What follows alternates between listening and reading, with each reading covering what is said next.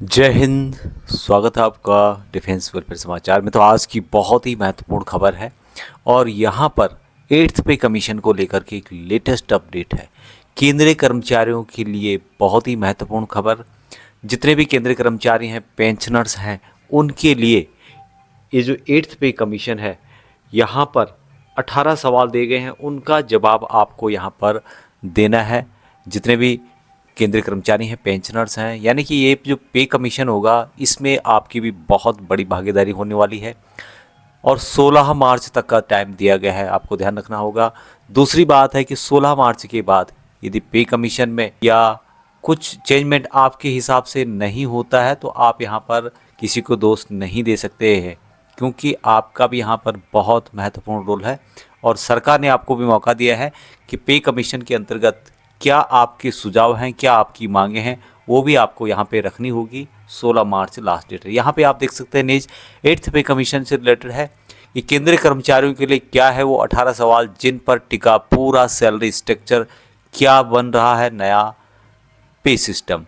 यहाँ पर इसके बारे में बताया गया है कि 8वें वेतन आयोग को लेकर के एक लंबा इंतजार है, लेकिन प्रक्रिया अब कागजों से आगे बढ़ती दिख रही है। सरकार ने माई गॉव प्लेटफॉर्म पर 8वें वेतन आयोग से जुड़ी एक नई वेबसाइट लॉन्च की है, जहां 18 अहम सवालों पर मंत्रालयों, विभागों और केंद्र शासित प्रदेशों से राय मांगी गई है। यही वो शुरुआत ब्लूप्रिंट है जिससे तय होगा कि सैलरी, पेंशन, भत्ते और सर्विस कंडीशंस किस दिशा में जाएगी। आगे मैं जो नई वेबसाइट सरकार के द्वारा बनाई गई है उस पर भी आपको ले चलूँगा। सरकार ने 8वें वेतन आयोग के लिए औपचारिक फीडबैक प्रोसेस शुरू कर दिया है। 18 सवालों के जरिए सैलरी स्ट्रक्चर, फिटमेंट फैक्टर, भत्ते, वेतन और परफॉर्मेंस से जुड़े मुद्दे टटोले जा रहे हैं। ये सवाल बताते हैं कि सरकार क्यों, किस आधार पर और किस दिशा में बदलाव चाहती है। तो 18 जो सवाल है यहाँ पर उसके बारे में बताया गया है, क्योंकि 8वां वेतन आयोग सिर्फ सैलरी बढ़ोतरी नहीं है बल्कि एक सिस्टम रिफॉर्म है जिसमें महंगाई, उत्पादकता, फिस्कल बोझ और कर्मचारियों की बदलती ज़रूरतों के बीच संतुलन बनाना है। और सरकार पहले डेटा चाहती है, फिर यहाँ पर सरकार फैसला लेगी। अभी जो वेबसाइट सरकार के द्वारा लॉन्च किया गया है उसमें आपसे क्या क्या सवाल पूछे गए हैं। पहला जो क्वेश्चन है यहाँ पे कि क्या मौजूदा 7वें वेतन आयोग का ढांचा पर्याप्त है, जिसमें कि पे मैट्रिक्स की उपयोगिता के बारे में पूछा गया है, प्रमोशन के पे जंप की समस्या, शुरुआती सैलरी और करियर ग्रोथ गैप के बारे में आपको यहाँ पर जवाब देने हैं। उसके अलावा फिटमेंट फैक्टर में बदलाव की ज़रूरत है, क्या ज़रूरत है, क्या मौजूदा फिटमेंट जो फैक्टर है महंगाई को कवर करता है, यहाँ पर आपको अपना जवाब देना है। न्यूनतम वेतन और सम्मानजनक जीवन स्तर का सवाल, ये भी यहाँ पर फिटमेंट फैक्टर में निर्भर करता है। अगला जो क्वेश्चन है सरकार का दिया हुआ कि न्यूनतम वेतन कैसे तय होना चाहिए, उपभोक्ता खर्च के आधार पर होना चाहिए या परिवार के आकार का मानक होना चाहिए कि जितना बड़ा परिवार है उतना ज़्यादा न्यूनतम वेतन हो। जैसे कि अभी आपको पता है कि 18,000 रुपये है, तो क्या उसमें आप बढ़ोतरी चाहते हैं, कितना चाहते हैं। सरकारी बनाम ग्रामीण लागत अंतर, इसका भी यहाँ पर न्यूनतम वेतन क्या इस आधार पर भी तय होना चाहिए। चौथा जो क्वेश्चन सरकार के द्वारा किया गया है कि महंगाई भत्ता की भूमिका क्या हो, डीए को बेसिक पे मर्ज करने का मुद्दा, आप इस पर क्या सहमति रखते हैं, क्या आपके विचार हैं, आपको जरूर यहाँ पे रखना होगा। महंगाई के रियल टाइम असर को आप अपने विचार रख सकते हैं। अगला जो क्वेश्चन है एचआरए और अन्य भत्ते पर्याप्त हैं या नहीं, इस पर भी हाउसिंग कास्ट रियलिटी, ये भी आपको यहाँ पर जवाब आप दे सकते हैं। ट्रांसपोर्ट, एजुकेशन, मेडिकल खर्च, इससे रिलेटेड भी आप एचआरए की जो भत्ते हैं पर्याप्त है या नहीं है उस पर अपने विचार दे सकते हैं। छठा जो क्वेश्चन सरकार के द्वारा किया गया है कि परफॉर्मेंस लिक्विड पे पर आपकी राय क्या है। सीनियरिटी बनाम आउटपुट, यानी कि सीनियरिटी को आप सर्विस के दौरान महत्वपूर्ण मानते हैं या आउटपुट को बेहतर मानते हैं कि जिसने अच्छा परफॉर्मेंस किया है उसको यहाँ पर अच्छी सीनियरिटी देनी चाहिए, पहले भर्ती हो गया है, पहले जिसने एनरोलमेंट लिया है वो यहाँ पर ज़्यादा महत्वपूर्ण है, ये आपको देना होगा यहाँ पे जवाब। केपीआई आधारित मूल्यांकन एक फॉर्मूला है, इसके आधार पर क्या परफॉर्मेंस लिक्विड पे पर आपकी क्या राय रहेगी उसको भी आपको यहाँ पे देना होगा। सातवां जो क्वेश्चन है कि पेंशन सिस्टम में सुधार की क्या ज़रूरत है, ओल्ड पेंशन बनाम एनपीएस, इसके संबंध में आपके अपने विचार रखने होंगे। न्यूनतम पेंशन की गारंटी, ये भी आपको यहाँ पर विचार आप रख सकते हैं। 8वां जो क्वेश्चन है, प्रमोशन और एमएसीपी सिस्टम कैसा हो, इस पर पूछा गया है कि टाइम बाउंड प्रमोशन होना चाहिए या फिर अन्य होना चाहिए। स्टैग्नेशन की समस्या, ये भी यहाँ पर आप इससे संबंध में जवाब दे सकते हैं। कॉन्ट्रैक्ट और आउटसोर्स कर्मचारियों के लिए क्या, ये 9वां क्वेश्चन है, जिसमें बताया गया कि समान काम समान वेतन के संबंध में आपके विचार क्या हैं, क्या होना चाहिए नहीं होना चाहिए। सोशल सिक्योरिटी कवर, ये भी यहाँ पे मुद्दा इनके द्वारा उठाया गया है, इस पर भी आप अपने विचार रख सकते हैं। 10वां जो क्वेश्चन इनके द्वारा कहा गया है कि महिला कर्मचारियों के लिए विशेष प्रावधान, चाइल्ड केयर से संबंधित, चाइल्ड केयर की जो सिचुएशन होती है उसमें आपके विचार क्या हैं, उस पर आप क्या सोचते हैं, या फ्लैक्सिबल वर्किंग, इस पर भी आप अपने विचार रख सकते हैं।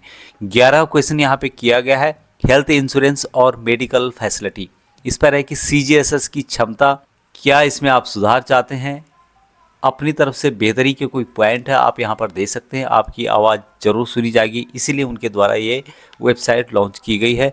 कैशलेस ट्रीटमेंट के बारे में यहाँ पे पूछा गया है, इस पे भी आप अपने विचार रख सकते हैं।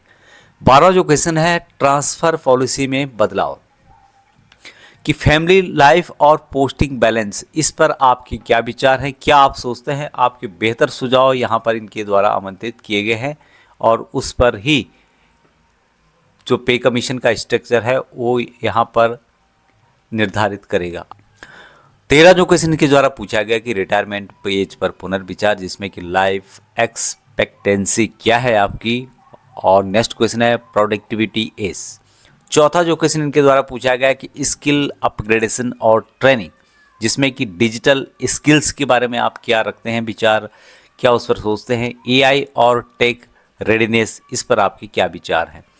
15वां क्वेश्चन यहाँ पे पूछा गया है कि टैक्सेशन और टेक होम पेपर, जिसमें कि रियल इन हैंड सैलरी के बारे में, और अगला क्वेश्चन है टैक्स स्लेव असर पर क्या आपके विचार हैं, आप इसके बारे में क्या सोचते हैं, आपके सुझाव क्या है।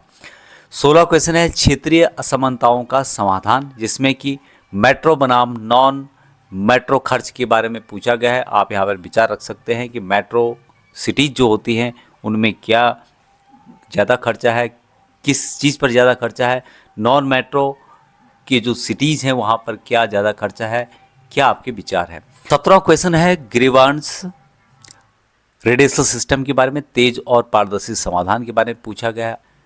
18वां क्वेश्चन है कि 8वें वेतन आयोग से आपकी प्रमुख अपेक्षा क्या है, एक ओपन या फिर एंडेड सवाल है।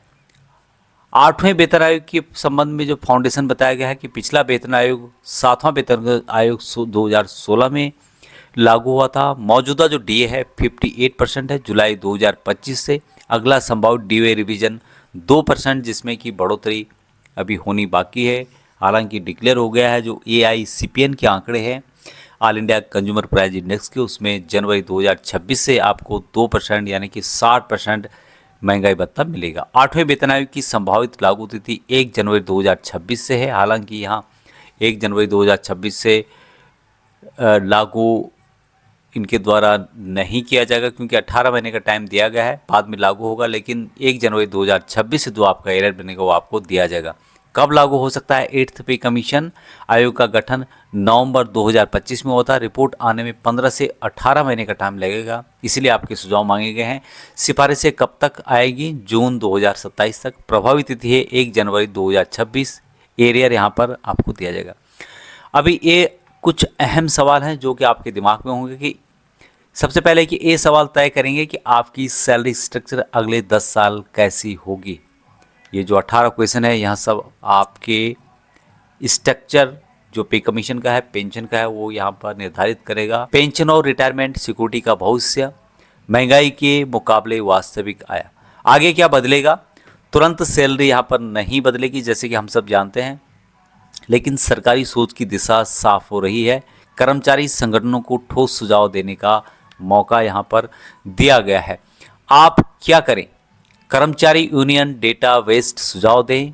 DA HRA पेंशन पर फोकस्ड फीडबैक आपको देना होगा। सिर्फ बढ़ोतरी नहीं बल्कि सिस्टम सुधार की भी मांग इनके द्वारा इनके द्वारा सिस्टम दिया गया है, आप यहाँ पर कर सकते हैं। आपके लिए क्या इसका मतलब रहेगा, तो आपकी सैलरी सिर्फ फिटमेंट फैक्टर से तय नहीं होगी, परफॉर्मेंस, महंगाई और लाइफस्टाइल खर्च अहम बने रहेंगे। 8वां वेतन आयोग कमाई के साथ सुरक्षा पर भी फोकस कर रहा है। जो स्टेटस है कि 7वां वेतन आयोग 31 दिसंबर 2025 को खत्म हो गया है। 8वां वेतन आयोग 1 जनवरी 2026 से प्रभावी हो गया है। देरी क्यों हो रही है? लागू होने की तारीख और सैलरी मिलने की तारीख एक जैसी नहीं होती है। जो बड़ी वजह है, सबसे पहले कि वेतन आयोग की रिपोर्ट बनने में 18 से 24 महीने का समय लगता है।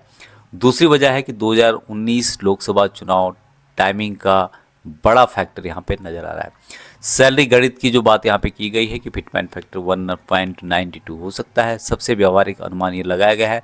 मिनिमम जो बेसिक पे है आपका 18,000 से 34,560 रुपये अनुमान होने की संभावना है।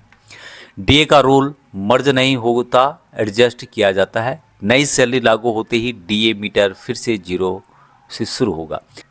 तो ये था 8वें वेतन आयोग से रिलेटेड, जो कि सरकार के द्वारा एक वेबसाइट लॉन्च किया गया है। यहाँ पे आप देख सकते हैं 8th सेंट्रल पे कमीशन से संबंधित एक वेबसाइट है, और जिसमें कि आप अपने बहुमूल्य सुझाव यहाँ पर दे सकते हैं।